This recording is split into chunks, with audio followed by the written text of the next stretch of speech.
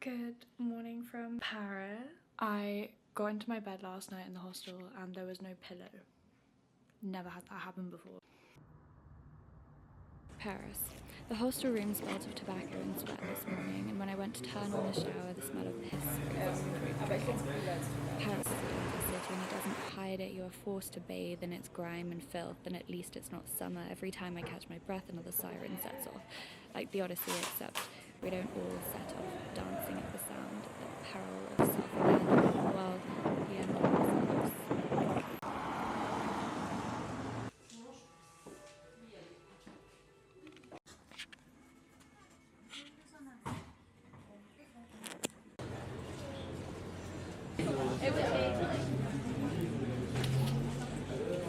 Heaven in French translates to paradise.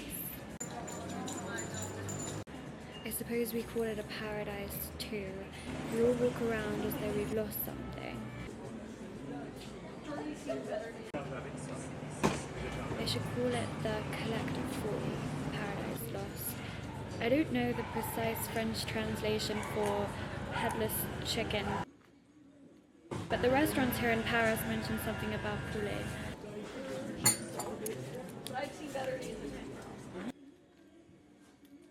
I wonder if the French have a term for the gnawing feeling that you've left the house missing something, except you're unsure precisely what malady might come close.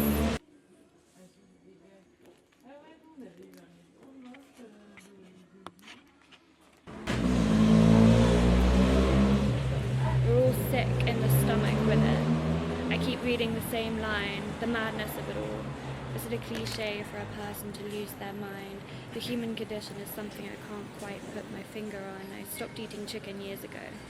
Couldn't deal with the flashes of raw meat running through my mind each time I'd sink my teeth into it. A severed head is a good remedy for all this stewing in the mind. Exiled from heaven in French translates to chassé du paradis.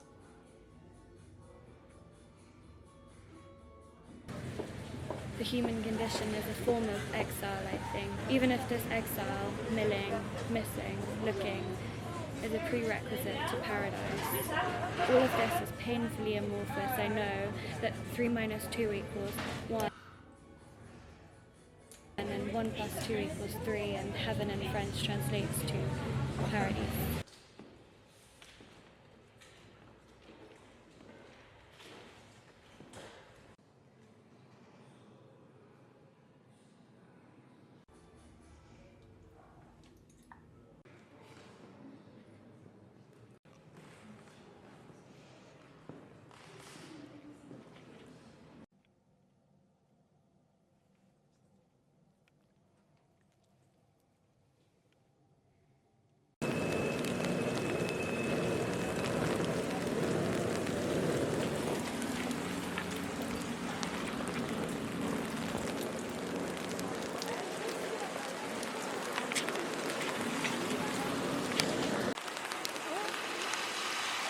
Oh, it's very pretty. Is it this thing?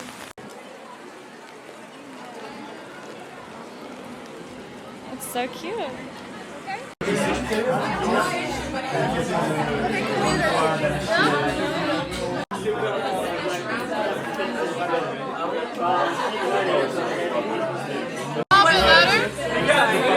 small bit louder. What did you?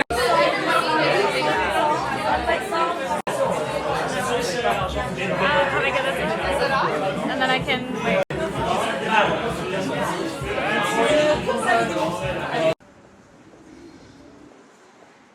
Red. You can wear it smeared across your mouth. You can bathe in it as it washes the roads in slick red rain. It's supposed to mean passion, love, something like that. Anger too. Perhaps why men hand out red roses, love a thorn in our side. They mark us with red like vultures to fresh meat. Red, it's beautiful, but how? When it can exist in isolation, beauty is supposed to fade that way. You can't have a pale red. It's not in its nature to be so insipid like pink. My student says pink is a sad colour. Maybe that's what he meant. Red left on the rim of my coffee cup looks a little pink now I come to see. And what is desire? Is it intoxicating red? Greed rumbles red too. People are full of that. Perhaps why it's red when we draw blood. We've all got red inside of us. Poison.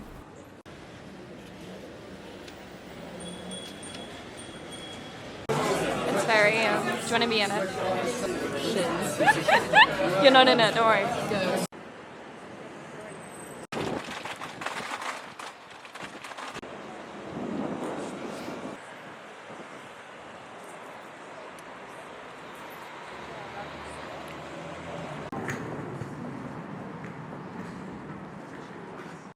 February, Paris. A man just came up to me at the cafe I'm sitting outside and asked for me to buy him café noir, as his card wasn't working or was lost. I don't know, his story kept changing. He left me thinking, how do I owe a man I've only just met? And met is a stretch. I think he may have thrown me a bonjour, but now I think back, perhaps even that was lacking. I at least offered him an enchanté. Far too sweet of me. I do find myself feeling as though I owe people far too often. I suppose we are both human, but such encounters fail to convince me of any sort of shared collective consciousness. No, pardon, monsieur. And I should have dropped that pardon. Even when speaking French, I am far too English about it all.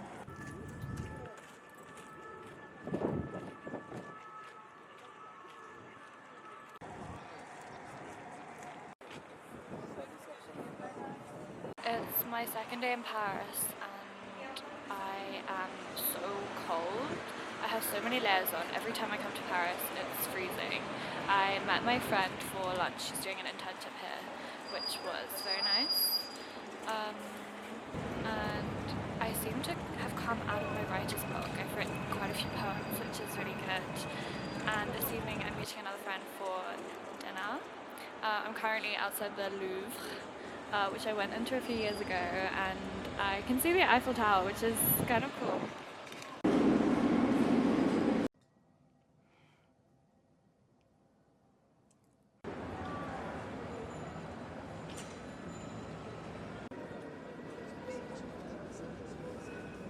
Dans la vraie vie. J'ai un nouveau caméra, mais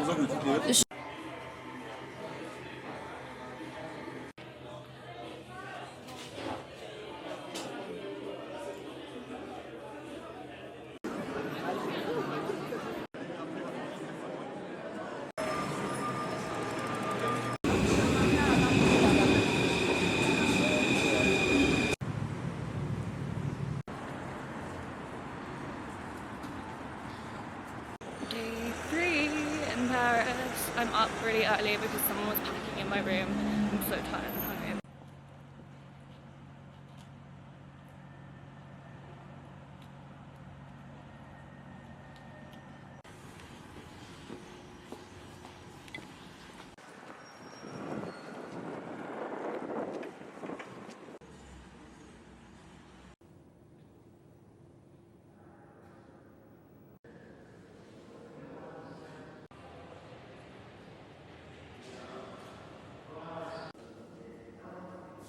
I've been to the museum and the Picasso museum and it was very good, and I'm meeting my friend for coffee and I have some time, so I'm going to read you this kind of bizarre poem that I wrote yesterday. I met a woman from Brazil who makes eyes for a living. She explained carefully, with intense eye contact, how she paints the little blood vessels around the edges. Apparently even fake eyes get all bloodshot and sleepy. It sounds a meticulous protocol. She takes a strip of red thread, teases it apart to isolate the fibers. Apparently the fibers are thin enough to look like charters of blood beneath the sclera. It's not finished.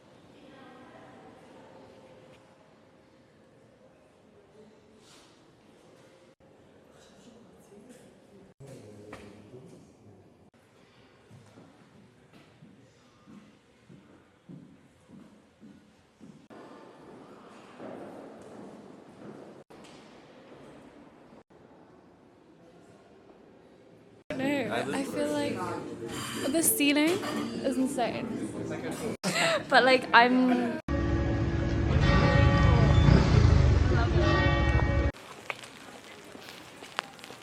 Paris. The hostel room smelled of tobacco and sweat this morning, and when I went to turn on the shower, the smell of piss rose up through the rain. Paris is a dirty city, and it doesn't hide it. You're forced to bathe in its grime and filth, and at least it's not summer. Every time I catch my breath and the siren sets off, like the Odyssey, except we don't all set off dancing at the sound, the peril of